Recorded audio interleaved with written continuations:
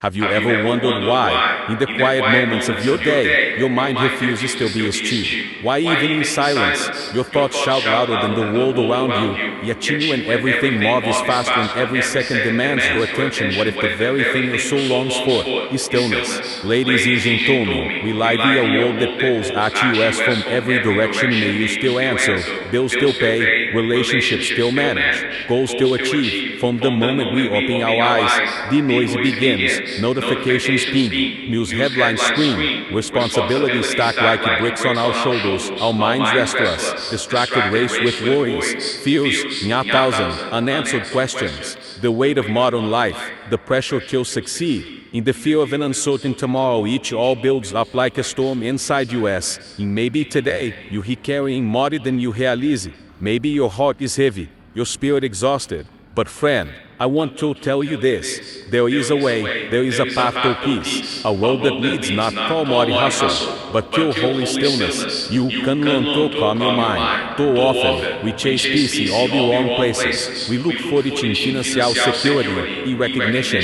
in the approval of people who barely know us. We seek it in relationships, in success, in the next big thing. But somehow, the more we grasp for it, the more it slips through our fingers. So we try to silence the chaos within us with endless distractions, music, television, screen, buzzines. We fill our calendars, chase deadlines, check off to-do lists. But no matter how fast we run, no matter how loud we turn up the volume around us, inside, we remain unsettled, our hearts stay troubled. Because true peace is deep, so satisfying peace cannot be bought, it cannot be owned, it cannot be found in anything this world offers. It is not dependent on calm circumstances or favorable conditions. It is rooted in something greater, something eternal. The mind, my friend, is like a stormy sea. Have you ever seen it? The winds roar, the waves rise high, and the horizon disappears beneath the chaos. That is how many of us live tossed and torn by every worry, every fear, every new challenge. But in the midst of that storm, there is a voice, a still, strong, steady voice that speaks not with panic, but with power, a voice that says, peace, be still. And when that voice speaks, everything changes, the wine calms, the water settles, and the soul finds rest. You see, calming your mind isn't about escaping the storm, it is about learning to listen in the middle of it. It is about turning your ear not to the roar of the world, but to the whisper of God, the whisper that carries strength, the whisper that brings peace. If you truly want to calm your mind, you must create space for that voice to speak. You must pull away from the distractions and turn toward stillness. It is not always easy, but it is necessary. That means carving out moments in your day. Moments to reflect, to pray, to simply breathe. You quiet your heart by choosing to trust, by releasing the anxieties that weigh you down, by laying your burdens down before the one who carries them far better than you ever could. And here is some of you listening right now are exhausted. Your mind is racing like a train with no brakes. Your heart is heavy with burdens no one sees. You feel like you are standing at the edge, unsure of your next step, unsure if you can even take one more. But I want to remind you, there is a peace that surpasses all understanding, a peace that does not come from your circumstances but from your Creator. It is steady, it is constant, it is available to you right now, even in the middle of your mess. So let me ask you, what is it that is keeping you up at night? What thoughts are spinning in your head when the world is quiet and the lights are out? What fear grips your soul when no one else is watching? Are you willing to release each? Are you willing to let go of the illusion of control and lean into the presence of God? Are you willing to stop fighting and start resting? The world will always offer more trouble, more depression, more noise,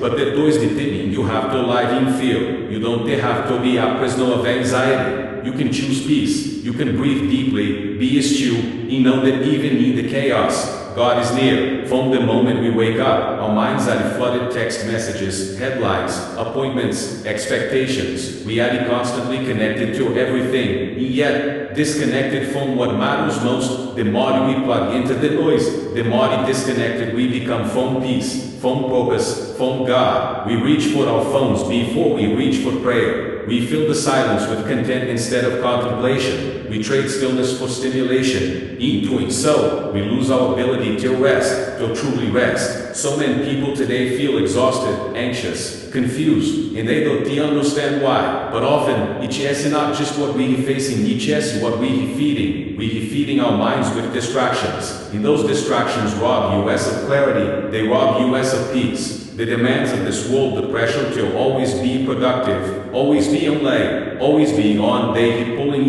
us in every direction. Success is measured in hustle, in followers, in constante output. But the human soul was built for non-stop performance. Your mind was created to carry the weight of the world alone. You weren't meant to run until you break. You were meant to rest, to breathe. They'll find you seated again, the one who holds all things together. So today, take a moment, not just to pause but to listen, because God is still speaking, even now, especially now. We spoke about the noise and how the endless distractions of modern life steal our stillness and overwhelm our minds. But there is more. It's not just the noise that robs us of peace, it's the pressure, the comparison, the false promises of fulfillment. Instead of feeling fulfilled, men of us walk around carrying a silent fear, the fear of falling behind. It's as if we are all running a race, but one knows exactly where the finish line is. Instead of rest, we feel exhausted. Instead of peace, we feel like we are drowning in a cycle of stress that never seems to let up. Social media has only magnified this struggle. With every scroll, we are presented with highlight reels of other people as lives their wins, their joy, their carefully filtered smiles.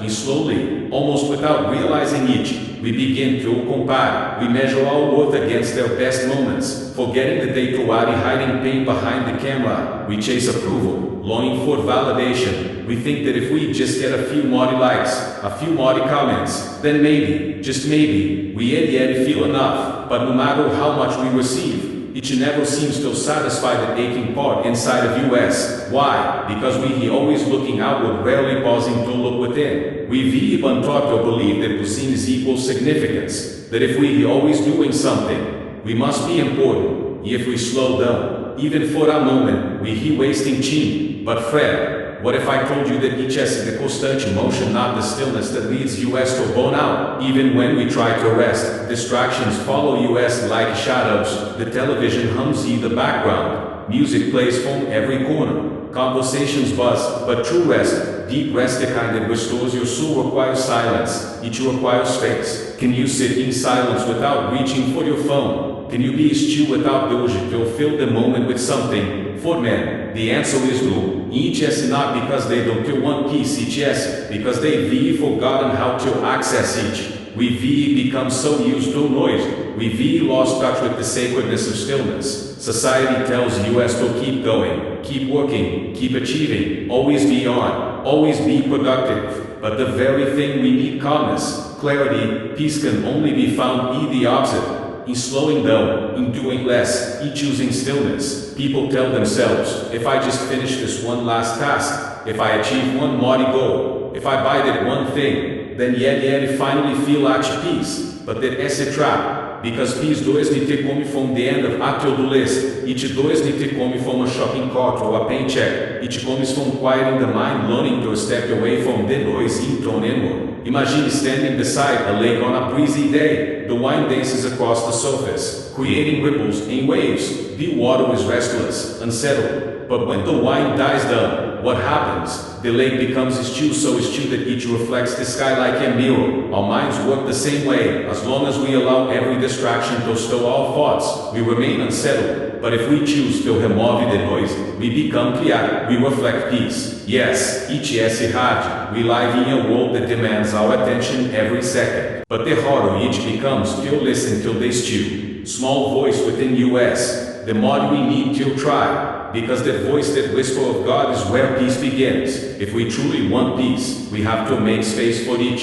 It will not force its way into our lives. We must choose it. We must intentionally step back from the noise, turn off the screen, sit in quiet, take a breath, and allow our minds to learn how to rest again. Peace is not a product of the outside world. It is cultivated from within. In a time when everything around us feels chaotic, learning to calm your mind is one of the greatest gifts you can ever give yourself. We've even told that success leads to happiness, that if we work hard, achieve more, build wealth, then we at the end finally feel fulfilled. So we chase each, the right house, the perfect job, the dream car. All those things can bring comfort. They don't bring peace. Because no matter how much we own, how high we climb, how many trophies we collect, there always seems to be something missing. We keep thinking, just a little more, then yet it feels satisfied. But the truth is, peace does not lie at the top of the ladder. It should live see the quiet places of the soul. There are the countless stories of people who reached the top, who had the money, the fame, the applause, and yet, behind closed doors, they felt empty. They had what the world called everything. But inside, they were restless, searching, longing. That is because success is fleeting, money can vanish, the status can change, material things can break you, become outdated. If your peace depends on anything that can be taken from you, then it is not real peace, it is an illusion, a fragile, temporary high that disappears the moment life shakes. True peace, lasting peace, who's deeper than anything the world can give. It is not about what you own, it is about who you are. It is about what is happening inside, not what is being shown on the outside. So many people chase wealth, thinking it will solve everything. Yes, money can ease burdens, it can offer comfort, opportunities, options, but it can demand a broken heart, it can restore a weary soul, it can bring it to not joy or give your life deep meaning. Have you ever asked yourself, what am I truly searching for? Is it really the next promotion, the next purchase, or is it just something deeper, something sacred? Because friend, if what you really after is peace unshakable, so deep peace then you want to find each in the world as your cause, you at the end find each in quietness, in surrender, in the dispute. Small voice that has been waiting for you all along. We ended the last section by reflecting on the truth that peace is not about gaining money, it's just about needing less, not about controlling every detail of life, but learning to surrender. Now, let us go deeper into the root of that peace. And what so often is stands either way. Many people walk through life anxious and unfulfilled. They carry this quiet heaviness in their hearts. Why? Because they've even taught to believe that peace comes from possessions, that comfort in material success can quiet the restlessness inside. But we know this isn't the truth. Real peace doesn't come from what is in your hands, it comes from what is in your heart. The same goes for the status in recognition. We recondition till think, if I could just be admired, respected, oh no, then they'd be at peace. But it is the reality.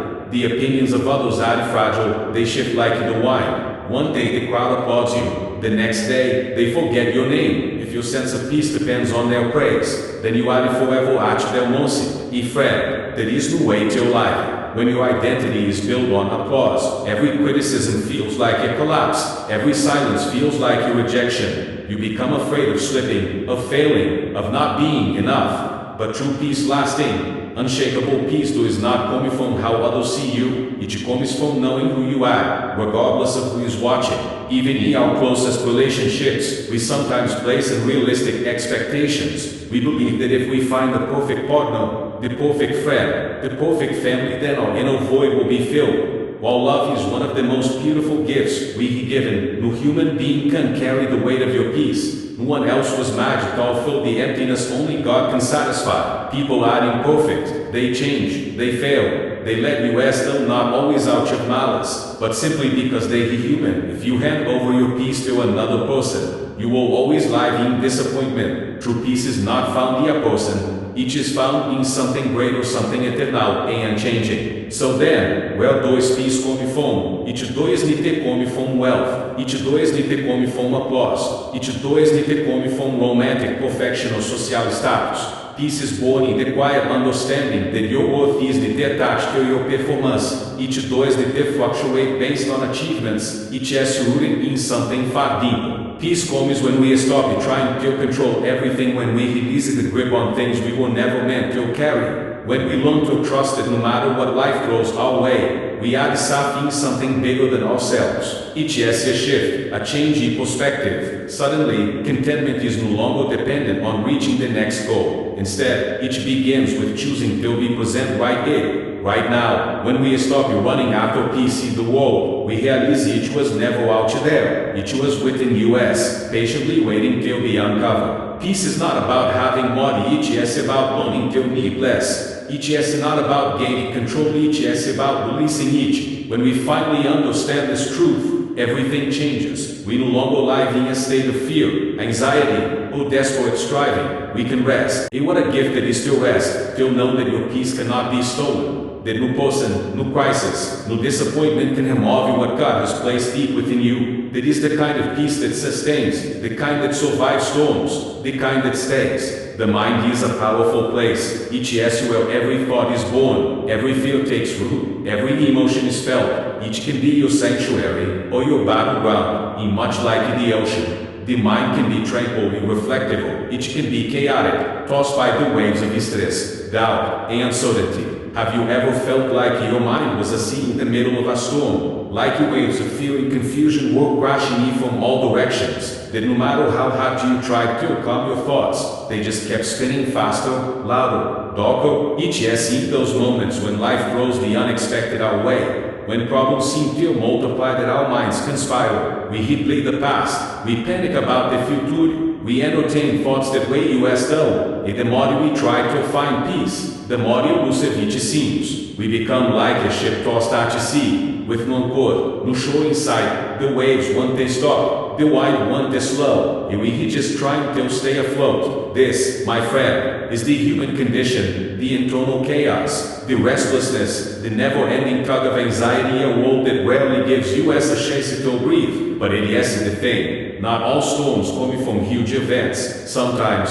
each is the accumulation of small struggles, the stress of work, the fear of failure, the pressure to please, the endless expectations we carry. Day by day, they add up, and before we know it, we hit drowning in an ocean of quiet torment. But just as a storm on the sea can be calm, so can the storm in your mind. No matter how fierce the winds blow, no matter how high the waves seem to rise, there is a voice that cuts through the chaos, a voice that says, peace, be still. And when that voice speaks, everything shifts, the wind's quiet, the water is choose. And suddenly, the panic is replaced by a calm that does not make sense but is deeply real. That voice does not come from entertainment. It is not found in another gadget or another like on a photo. It is not buried in the next promotion or next purchase. That voice is the couch that it is in the quiet, in the stillness, in the sacred silence that we so often run from. You already find it when you stop, when you close the laptop, turn off the screen, sit down the phone, when you finally allow yourself to breathe, till sit, till listen. In those quiet moments, something beautiful happens.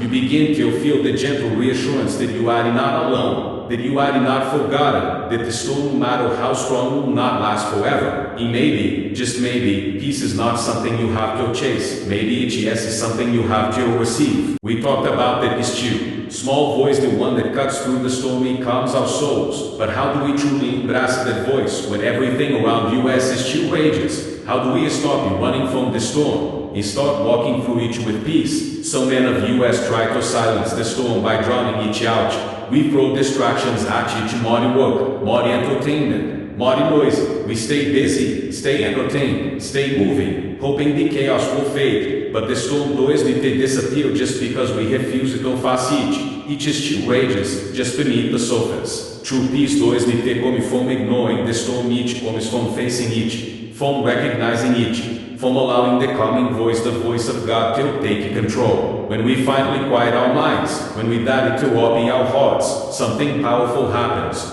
We begin to hear that voice not shouting, not demanding, but gently whispering peace into our lips. It reminds us, you are not alone. You do not have to carry this weight by yourself. You do not need to fear what tomorrow holds. Even in your darkest moments, there is this true light. Picture this. You are standing on the shoreline after a massive storm. The waves that once roared with fury are now soft, gentle ripples. The clouds have parted. The sky, once filled with thunder and lightning, is now calm, glowing. The moment of transformation, the shift from chaos to calm, is exactly what happens within us when we surrender to the voice of peace. The fears that once paralyzed us, they lose their grip. The thoughts that once tormented us, they begin to fade. The storm inside us quiets. In its place, we find clarity, confidence, assurance. In the beautiful truth, this peace is not reserved for the lucky, the holy, or the strong. It is not limited by status or background or situation. It is available to anyone who seeks it. The storms of life come and go. No one is exempt. But while the storms change,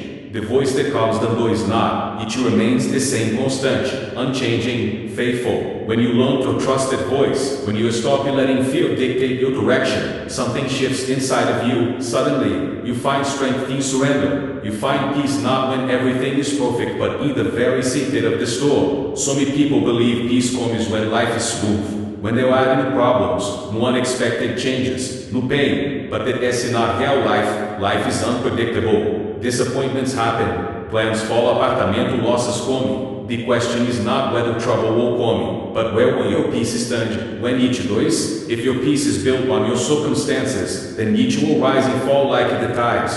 One moment you at the end feel secure, in the next, you at the end feel lost, because the truth is, circumstances are fragile. One phone call, one mistake, one event can shake everything. That is why real peace must come from something deeper, something unshakable. Imagine a tall tree in the middle of a raging storm. The wind howls, the rain pounds, but the tree stands strong. Why? Because of its roots. They run deep into the ground. Each may sway, but each does deep fall. You are not so different if your peace is rooted in something shallow. You are topple in the storm, but if your peace is grounded in something eternal, you will stand. People spend their lives chasing external things, money, titles, relationships, accomplishments. Yes, those things can bring moments of happiness, but they are fleeting. Wealth can be lost, careers can end, friendships can shift. The applause you chase today may not last until tomorrow. If your sense of peace is wrapped around anything that can be taken from you, then your peace will always be at risk. But when your peace is anchored in something that cannot be shaken, when each is rooted in your faith, your purpose, your creator, then nothing this world throws at you can move you. This kind of peace is not the absence of trouble. It is not about avoiding pain. It is about finding stillness in the midst of it.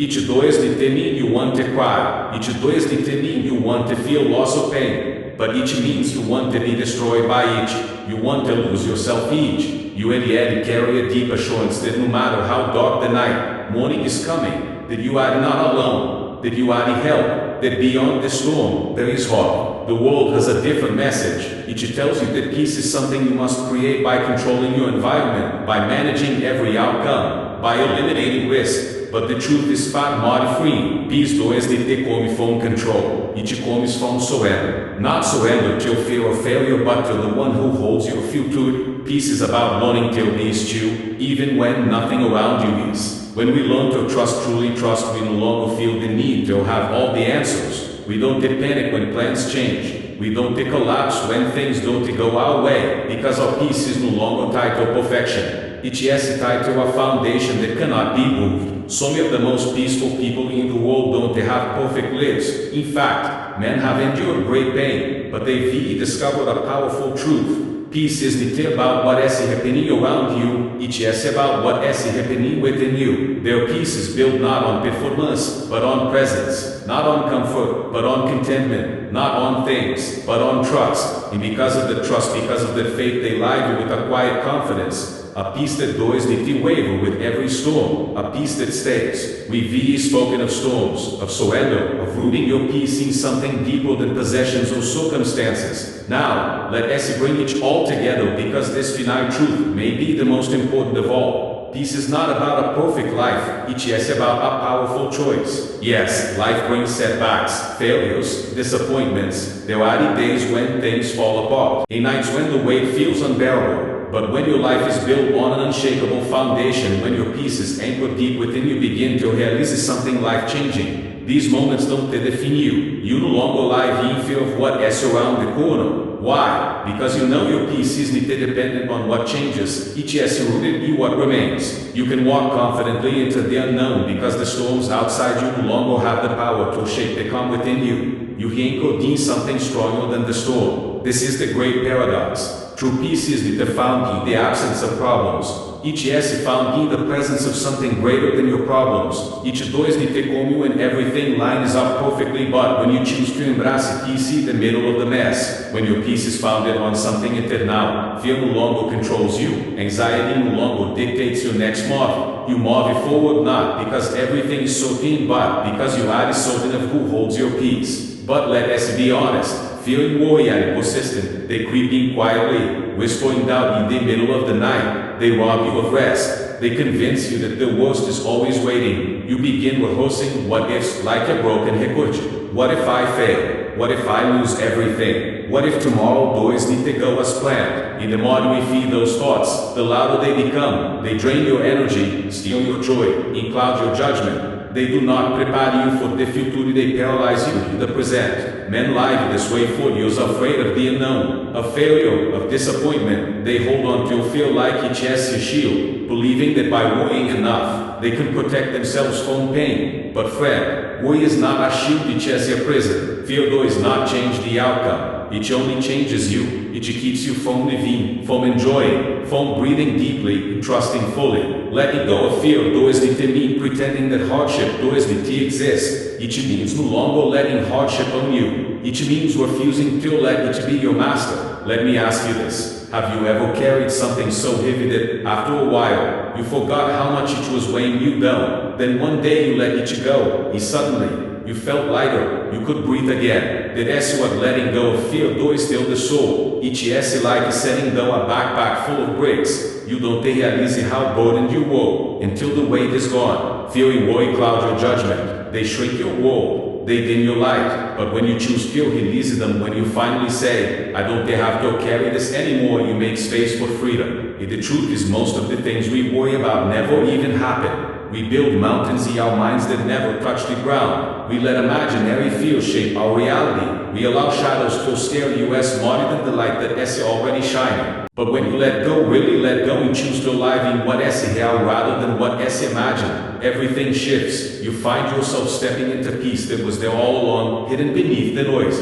Letting go is the one tiny event. Each is your daily choice. Every day, you get to decide. Will I carry worry today? Or will I carry trust? Will I let anxiety rule my thoughts? Or will I place my peace in something stronger? Some days each is easy, others each is a fight. But every time you choose trust over fear, you strengthen your foundation, you deepen your roots, you remind your soul that no matter what comes, each is well. The most peaceful people aren't the ones who never faced pain. They are the ones who walked through the fire and chosen not to live there. They experienced loss, heartbreak, disappointment. You decided not to be defined by those things. They learned the powerful truth that fear doesn't prevent pain, each only prevents peace. So they let each go. They rise above each. In doing so, they gain something greater. Because life isn't meant to be lived in fear, each is meant to be lived in freedom. When we let go of fear and worry, we open the door to peace, to clarity, and to trust. We begin to see life not as something to be avoided, but as something to be embraced, not with dread but with hope, not with anxiety but with confidence. We no longer brace ourselves for the worst. Instead, we start expecting the best. In that shifting mindset, that beautiful transformation brings us to the very peace our souls have longed for all along. So wherever you are today, whatever storm you be facing, whatever fear is whispering in your ear, know this. You are stronger than your fear. You are held in greater hands. And peace is not as far away as it seems. Each is not found in perfect circumstances. Each is found in a quiet decision, a daily surrender, a willingness to trust. So take a deep breath, be still, let go, and allow peace to find you.